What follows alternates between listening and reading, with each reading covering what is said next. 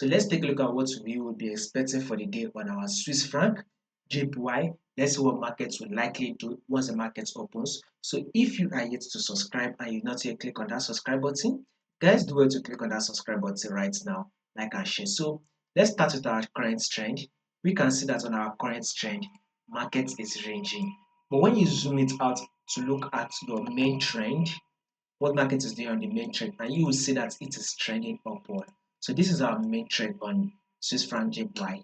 It is a trending market. It is trending to the upside. We are having a series of higher than higher low, right? But when you zoom it in, you will see that market is currently ranging here.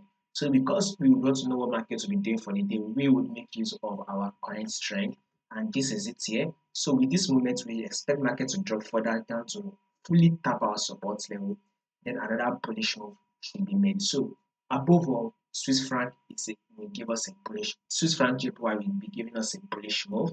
All we just need is patience for it to come back to tap this our support level. Then we can now hop in for the buy next on Swiss franc JPY. So if there will be any changes to this movement that we just predicted, I'll make sure I let you guys know.